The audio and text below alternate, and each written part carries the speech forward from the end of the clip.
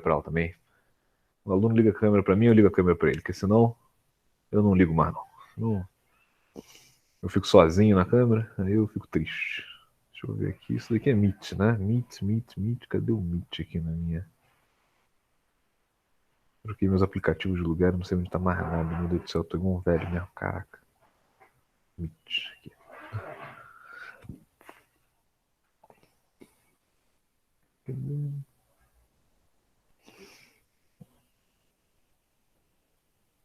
Vamos ver.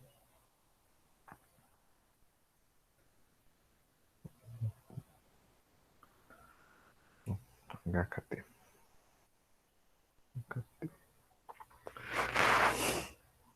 Beleza. E vamos lá, pessoal. Primeira coisa, né? Vamos ver uns rostos aqui para ver se vocês conhecem algum deles. Ó, vocês conhecem esse cara aqui?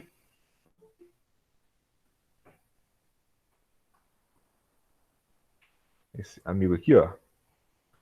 Esse cara aqui é o famoso Leonel Brizola. Gente. O famoso Leonel Brizola, um cara que foi importante aí na política recente do Brasil, ali nos anos 90 e tudo mais. Bastante influente. Foi o principal adversário do Lula na eleição do Lula. E em outras eleições anteriores também. Tá?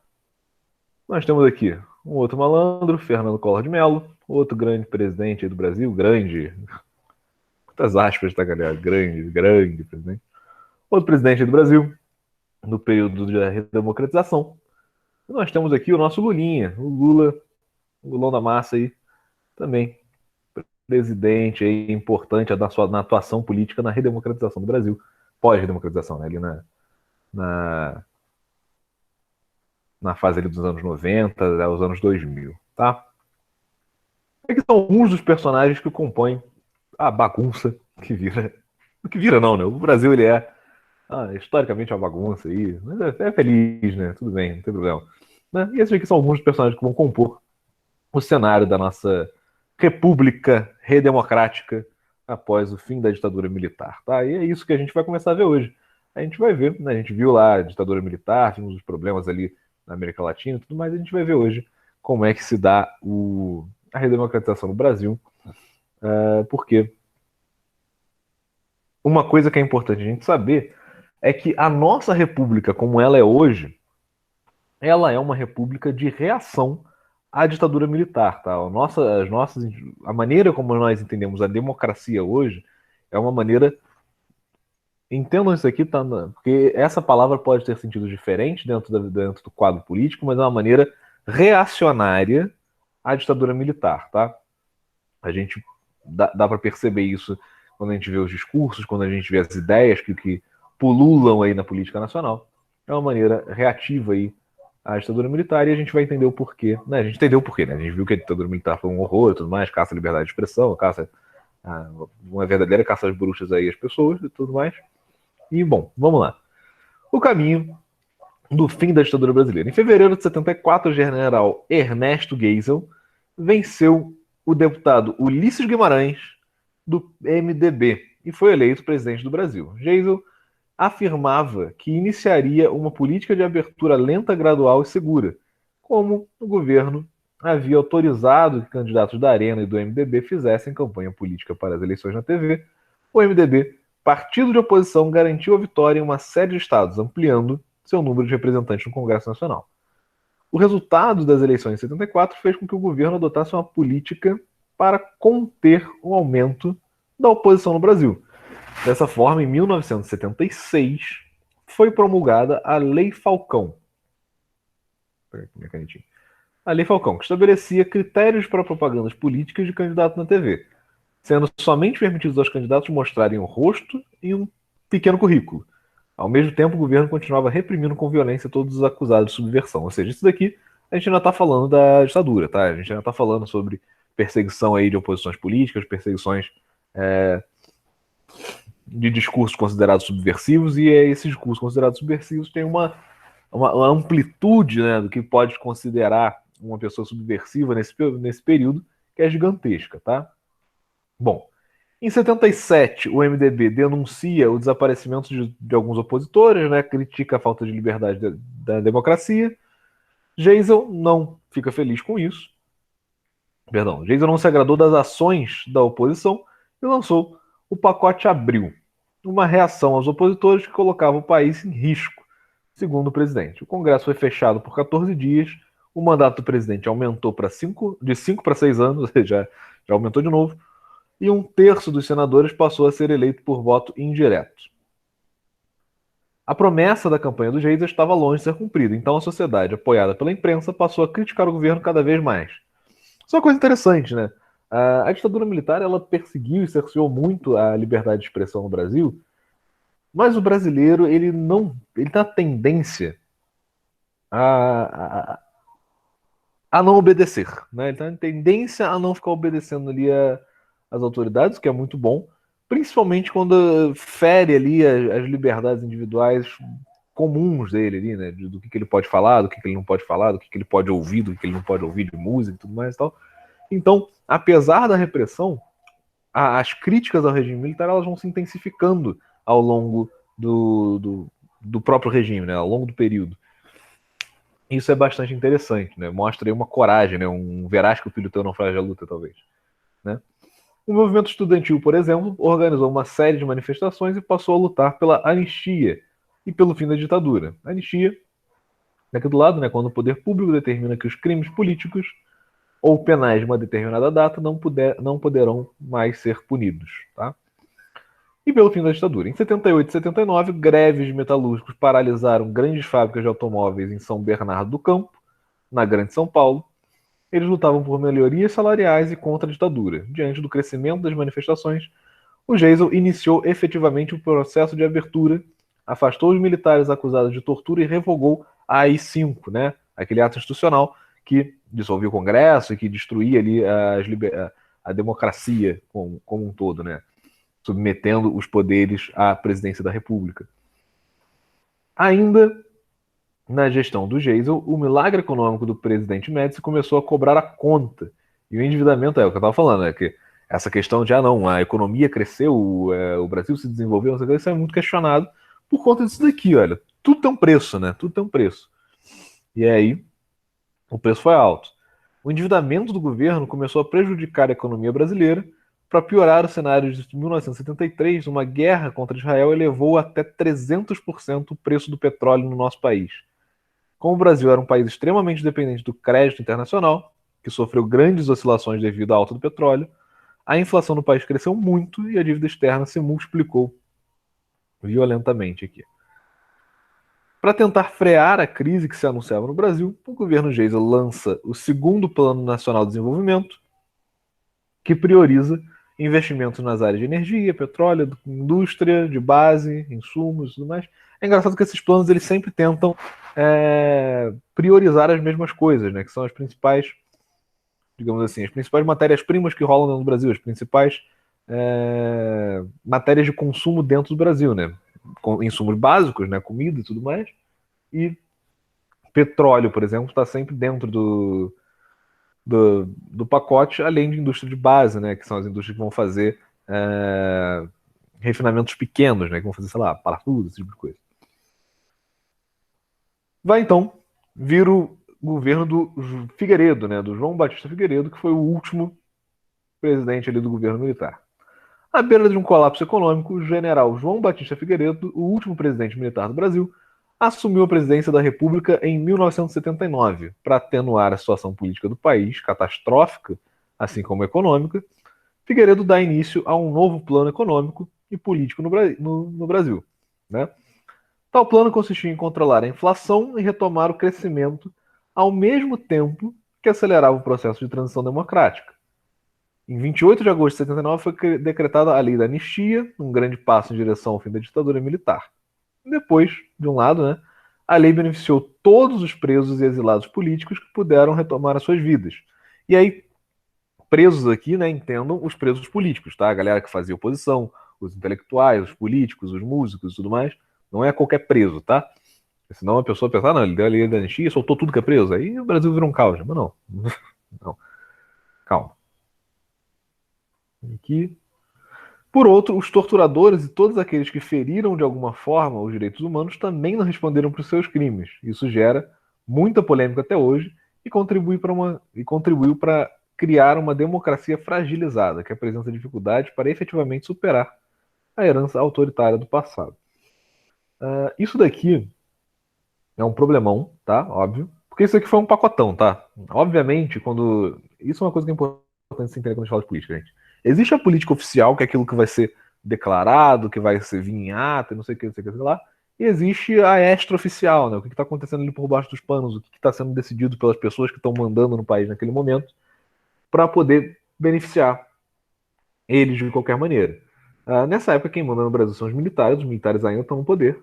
Eles estão vendo ali a insatisfação popular, eles querem é forte, né? Mas eles vão reabrir o Brasil, até porque não há mais espaço para uma ditadura daquele tipo na América, né? A gente já está vendo aí fim da Guerra Fria e tudo mais e tal. A Guerra Fria vai acabar já já. E eles estão vendo que eles não vão conseguir manter, eles vão precisar reabrir o Brasil. Mas aí, como é que vai se fazer isso com tantos crimes contra a humanidade dentro do regime militar, né? Com eles tendo cometido tantas e tantas atrocidades? Bom, vai ser necessário que essa abertura ela seja feita de alguma maneira que né, priorize ali, que salve de algum modo os militares que estavam envolvidos, tá?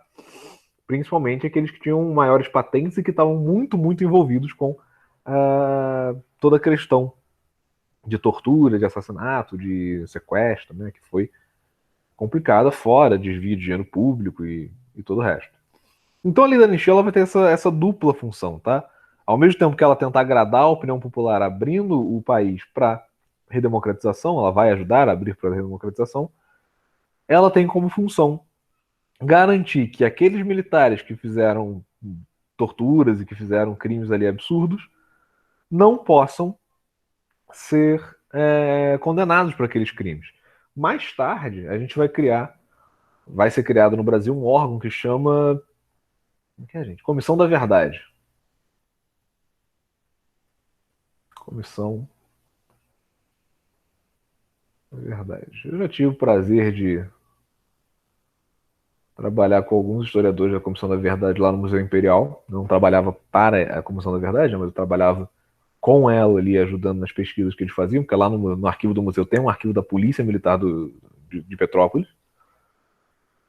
E basicamente o que eles fazem é tentar ver ali, né, quais são os crimes que foram cometidos, principalmente pelos oficiais, né, pelos militares naquela época, para trazer isso daí a público e talvez conseguir uma necessária punição, né, para esses crimes. Porque ainda tem muito oficial que está vivo aqui na época da ditadura militar e que fez coisa absurda e, né, não teve nenhuma consequência. Enfim, vamos lá.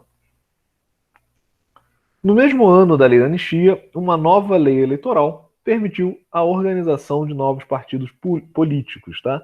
O pluripartidarismo. Porque lembra que antes, né, durante o regime militar, havia um bipartidarismo, né? Arena e MDC, só tinha isso.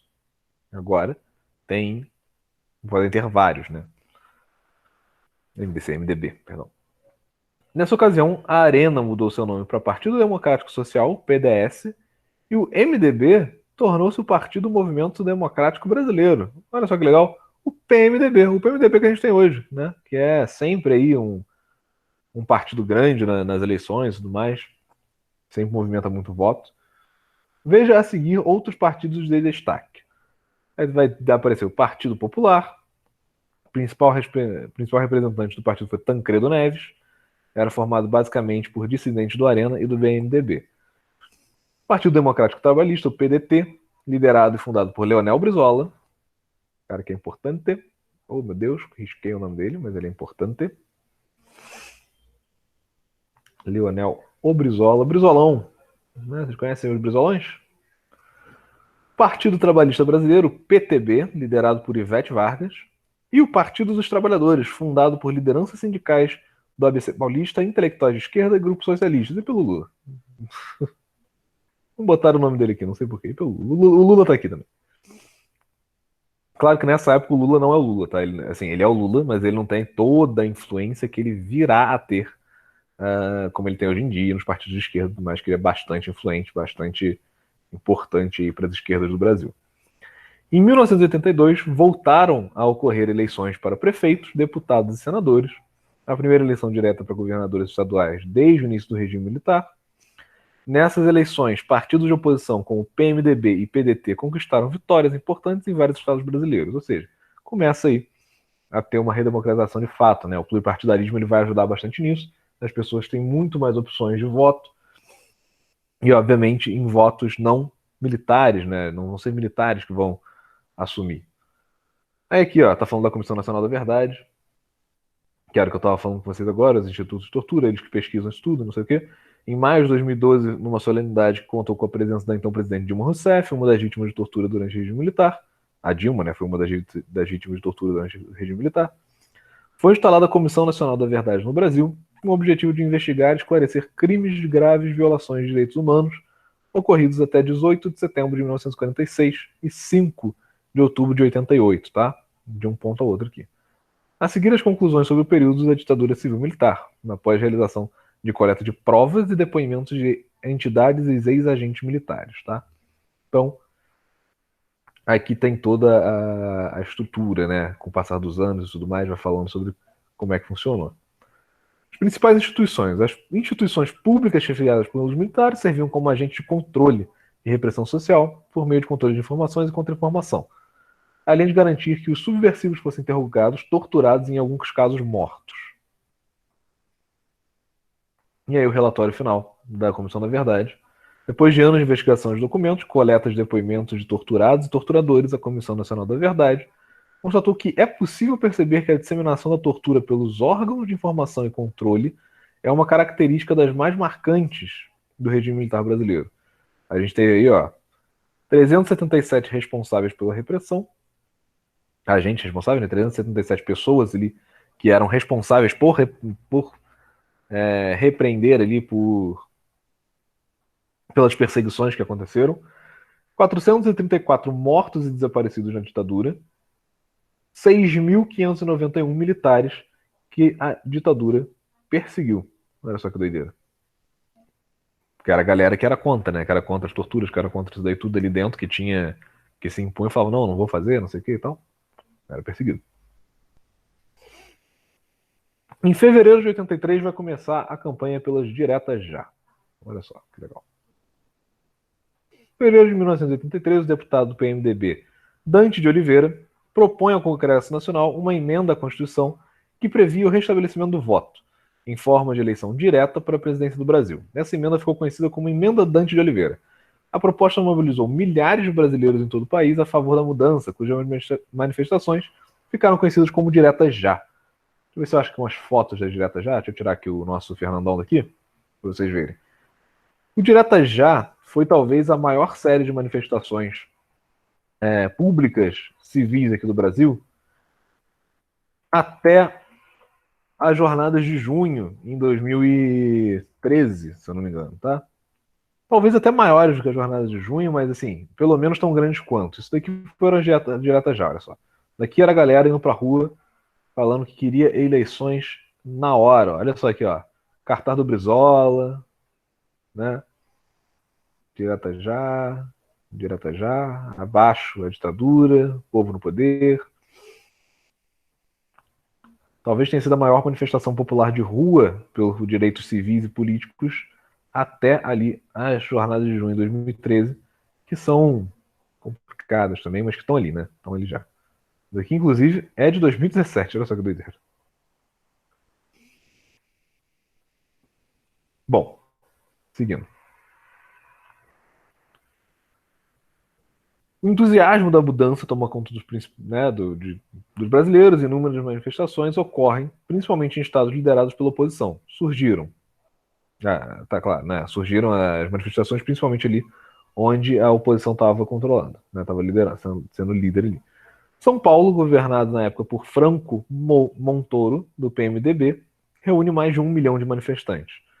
Apesar da pressão e das manifestações do povo brasileiro, faltaram 22 votos na Câmara dos Deputados e a emenda não foi aprovada. Dessa maneira, em 1985, o Colégio Eleitoral ainda escolheria o próximo presidente do Brasil.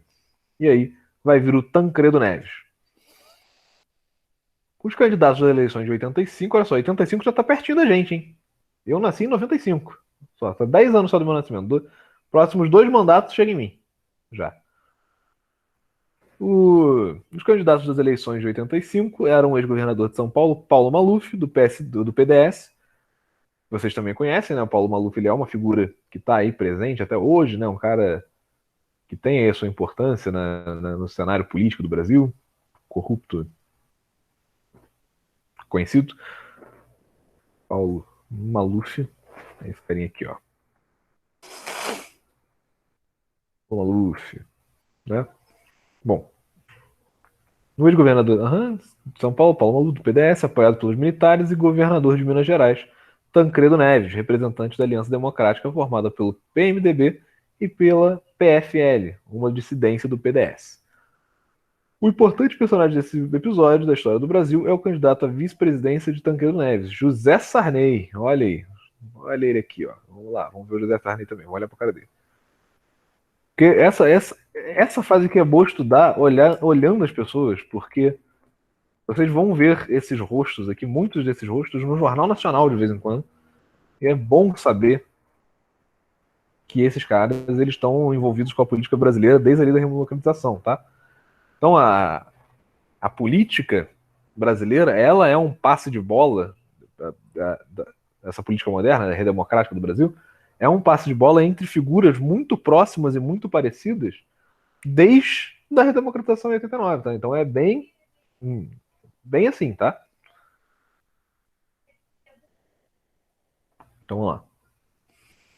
José Sarney, ex-presidente do PDS, que rompeu com o partido para formar com outros políticos dissidentes o Partido Frente Liberal, PFL. Tancredo Neves ele é eleito em 15 de janeiro de 85, no entanto ele fica doente e não pôde assumir. Durante quase 40 dias a população acompanhou o estado de saúde do presidente e todos tinham medo do que poderia ocorrer caso ele viesse a falecer. Porque o medo era o seguinte, né? O medo era o primeiro presidente civil do Brasil morrer e aí os militares eles tomaram o poder de novo. Então, não deu certo, eu vou pegar de novo. Né? No dia 21 de abril, no Instituto Coração, em São Paulo, saiu o boletim médico que confirmava a morte do Tancredo Neves, que assumiu a presidência e quem assume vai ser o José Sarney, que era vice do Tancredo. E aí, governo Sarney. O povo não esquece, Sarney é PDS, era o lema, né? O Sarney não dá, direta já. Ai, meu Deus, cara, o brasileiro é ótimo, o brasileiro faz riminha pra tudo. Eram gritos de ordem de grande parte da população brasileira que questionava a eleição do José Sarney. Havia um clima de suspense no ar, como seria o governo do novo presidente, que era aliado aos militares. Né? Esse era o grande medo da galera. Né? E até, inclusive, vai ter muita teoria. E se o Tancredo não foi morto, ao invés de ter morrido, né? Se ele não foi morto ao invés de ter morrido. Porque era muito estranho que logo o primeiro presidente civil do Brasil ele fosse logo um aliado dos militares que tanta luta teve para tirar eles do poder. Né? Bom, porém, o governo de Sarney não representou um retrocesso, como todos temiam.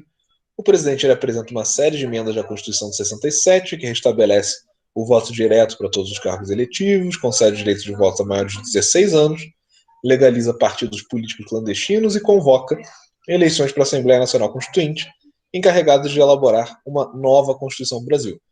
Outra nova Constituição do Brasil, ou seja, vocês podem perceber que a história da República Brasileira ela é uma história de período democrático, período de ditadura, nova Constituição. Período democrático, período de ditadura, nova Constituição. Isso, na verdade, é problemático para o Brasil, tá? Por quê? Porque num espaço de muito pequeno de tempo, a gente pega lá, a República começa em 89, 1889. Até agora, a gente tem aqui uns 140 anos, mais ou menos, de República, então é um espaço muito curto de tempo. A gente teve umas 6 constituições, é muita constituição, né? Então as leis do Brasil elas vão trocando o tempo todo e não se estabelece uma tradição jurídica no Brasil que seja boa, né? Que seja assim, que tenha um corpo decente para poder se apoiar. Isso, na verdade, é um problema. A gente vê que as constituições do Brasil elas são toda hora refeitas e, mesmo depois de refeitas, elas recebem emenda constitucional o tempo inteiro, que é acrescentando o texto ali dentro, que não é original da Constituição, para tentar suprir outras faltas que ficaram faltando, não sei o que e tal. Bom,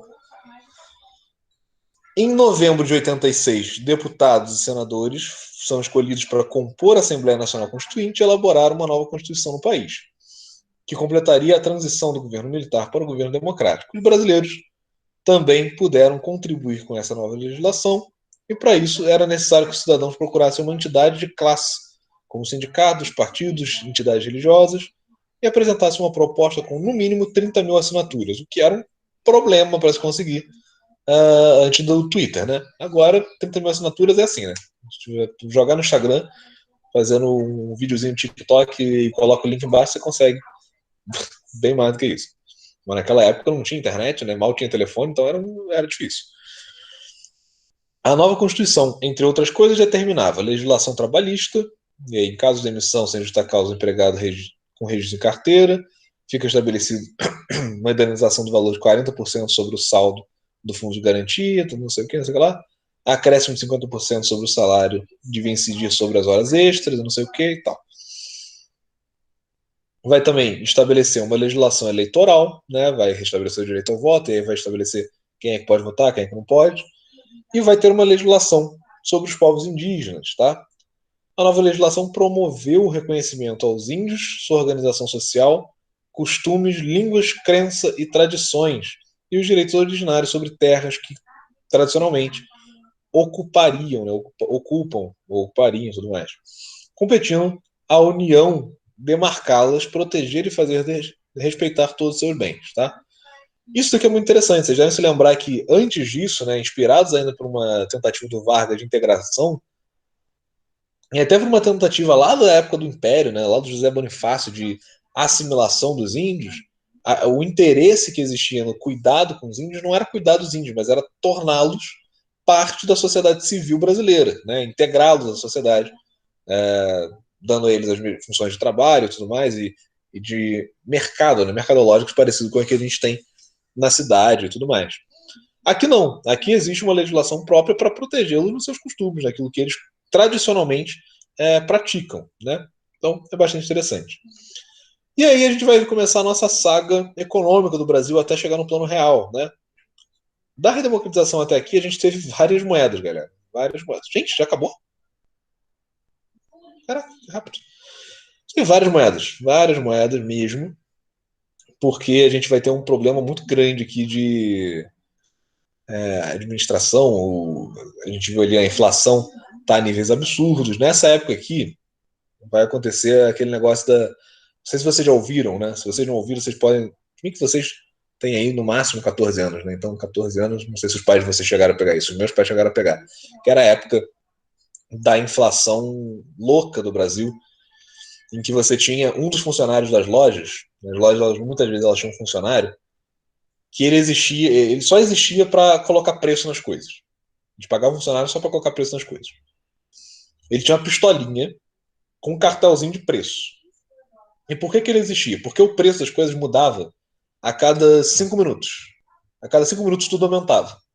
Então, as pessoas recebiam salário, por exemplo, corriam no supermercado, porque elas tinham que comprar tudo o mais rápido possível, porque se elas receberam de manhã, à noite tudo ia estar o dobro do preço. E aí no dia seguinte ia estar mais caro, e aí depois ia estar mais caro, porque a inflação era uma loucura. Tá?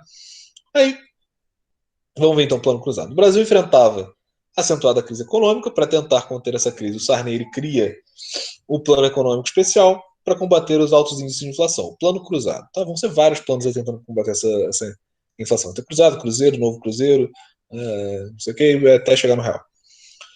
O Plano Cruzado substitui a moeda vigente, o cruzeiro, e anunciou um pacote de medidas para tentar barrar a crise. Basicamente, o plano instituía o congelamento dos preços por tempo indeterminado.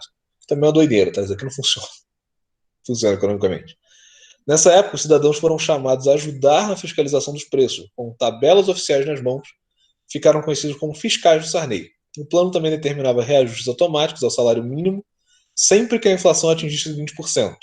Essa prática ficou conhecida como gatilho salarial e um reajuste de salário mínimo de 15%. Como o plano cruzado não conseguiu segurar a inflação e muito menos desvalorização salarial, porque não é assim que funciona. Se você segura o preço, isso não muda que o produto vai ficar mais caro, né? Isso só vai prejudicar quem está vendendo, na verdade. Porque o produto vai ficar mais caro, porque a inflação vai continuar correndo, você congelou naquele preço baixo, e não funciona. E aumentar o salário também não adianta. Aumentar o salário significa colocar mais dinheiro para rodar dentro do país, você vai desvalorizando a moeda. Se você só aumenta o salário aí pelo menos tão rápido assim quanto era na questão da inflação desse período, tá? A desvalorização salarial, outros dois planos econômicos foram criados, o plano Presser e o plano Verão. No entanto, os dois também fracassaram e a inflação cresceu muito nos últimos anos do governo.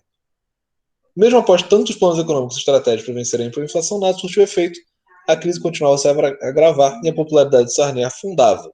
Pesquisas apontam que 60% da população brasileira considerava o governo Sarney ruim ou péssimo. Foi nesse contexto que, em 89, começou um novo processo eleitoral no país e o Brasil poderia eleger novamente um presidente da República, agora eleito democraticamente, né? Não por eleição indireta. E, na verdade, a gente acabou, galera. Acabamos o nosso livro. Alguém tem dúvidas?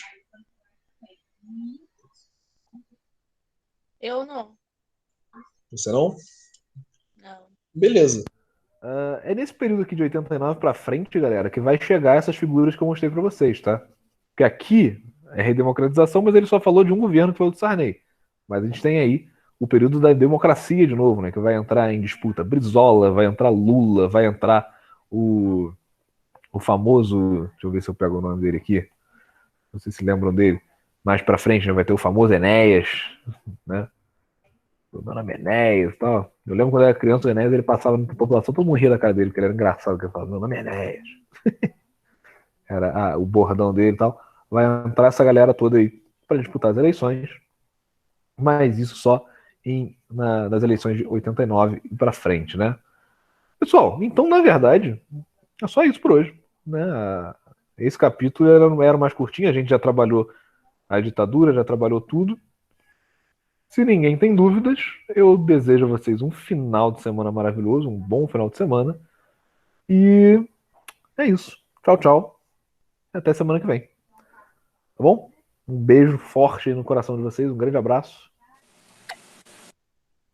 Tchau, professor. Tchauzinho. Tchau. Bom final de semana. Para vocês também. Tchau, boa semana. Tchau.